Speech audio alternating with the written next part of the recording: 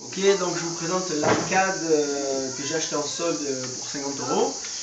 Et donc avec un iPad jailbreaké, on peut installer l'émulateur MAME.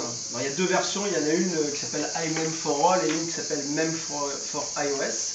Donc là je vais vous montrer le MEM for All. Donc voilà, ça reconnaît automatiquement l'iCAD, il faut l'avoir configuré en allumant le Bluetooth. Et ici on peut choisir les jeux, donc je vais mettre par exemple Dodonpachi, qui est un de mes jeux préférés. Voilà, Dodonpachi, on y est, on lance le jeu, tac, c'est parti. Voilà, ça démarre, on met des sous. Donc les touches sont automatiquement mappées, on peut, en appuyant sur plusieurs touches à la fois, on peut régler les options, jeu par jeu, etc.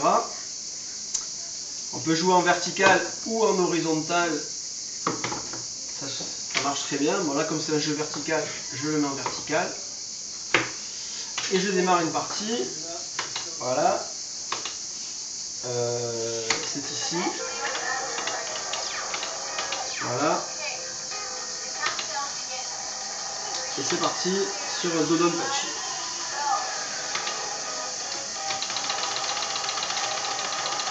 Donc là on a le Dodonpachi original qui est un des meilleurs shoot'em up.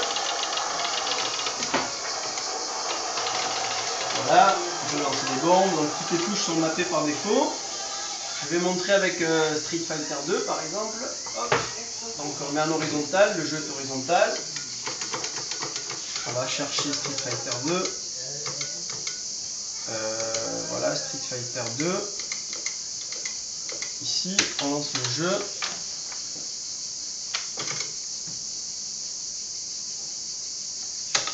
On met des crédits.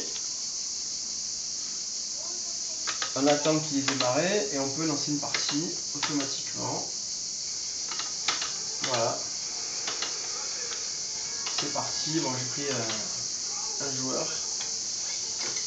Et là, c'est parti. On se bat. Alors, voilà. Donc on a les 6 touches, ça c'est pratique. Et alors je vais vous montrer aussi d'autres jeux à part l'émulateur. Donc il y a des jeux que j'adore, c'est les jeux de Lamasoft, donc créés par Jeff Minter, qui sont automatiquement faits pour jouer avec l'iCAD. Parce que c'est un créateur de jeu qui a une iCAD chez lui.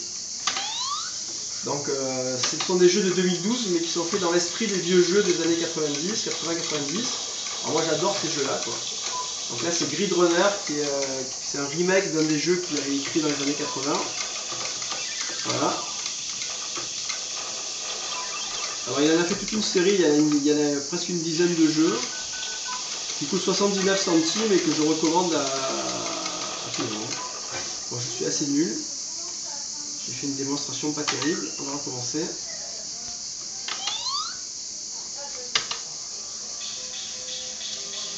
Voilà. Alors c'est un mélange de jeu de tir d'un vieux jeu d'Atari avec un petit serpent qui descendait, j'ai oublié le nom là à l'instant. Voilà.